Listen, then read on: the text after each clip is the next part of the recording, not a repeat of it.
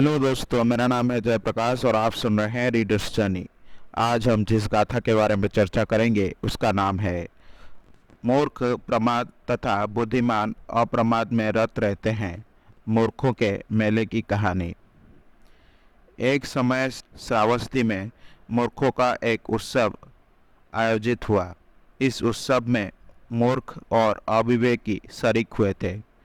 मेले में एक सप्ताह तक लोग एक दूसरे पर धूल, कीचड़ और गोबर फेंकते रहे, दूसरों के शरीर पर राख मलते रहे, गाली गलौज करते रहे तथा अपशब्द बोलते रहे। उन्होंने सभी मान मर्यादाओं का त्याग कर दिया। वे ना तो किसी बड़े बूढ़े की उम्र का ख्याल कर रहे थे और ना अपने से किसी बड़े रिश्तेदार का सम्मान। उन्होंने किसी व्यक्ति को नहीं छोड़ा, यहाँ तक कि सन्यासी को भी।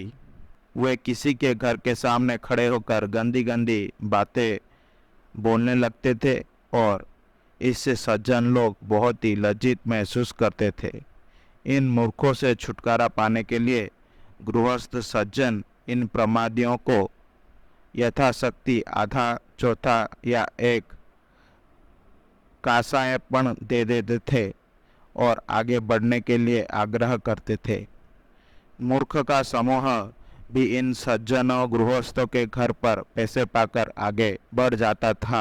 उन दिनों शास्ता के बहुत सारे उपासक श्रावस्ती में रहते थे। उन्होंने बुद्ध को संदेश भेजा, भंते, आप कृपा करके एक सप्ताह की अवधि में बिहार से ना निकले और बिहार में ही विराजमान रहे।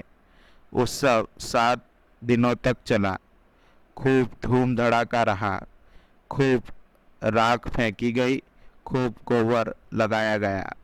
उपासकों ने 7 दिनों अपने घर में भोजन पकाकर भिक्षु संघ के लिए बिहार में भिजवाया। 7वें दिन वे अपने अपने घरों में बंद रहे। 8वें दिन उत्सव समाप्त हुआ। उपासकों ने शास्ता को भिक्षु संघ के साथ भोजन के लिए आमंत्रित किया। भोजन दान के बाद उपासकों ने नम्रता पूर्वक शास्ता से कहा, भंते, पिछला सप्ताह बहुत ही कष्टमय बीता। मूर्खों के गाली गलौज के शब्द सुनकर कान फट जाते थे। किसी को ना तो कोई लज्जा थी और ना कोई संकोच। इसी कारण हमने आपसे और भिक्षु संघ से आग्रह किया था कि बिहार से बाहर ना निकलें। हम लोग भी इन 7 दिनों तक मजबूर होकर अपने घर में कैदियों की तरह रहे, कभी कभी बाहर नहीं निकल पाए। शाक्य मुनि ने उनकी चर्चा सुनकर कहा, मूर्ख और प्रमादियों का काम ही ऐसा होता है।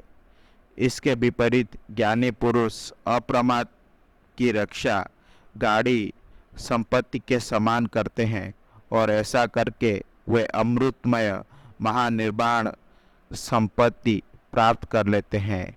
आशा करता हूँ कि आपको ये गाथा अच्छी लगी होगी।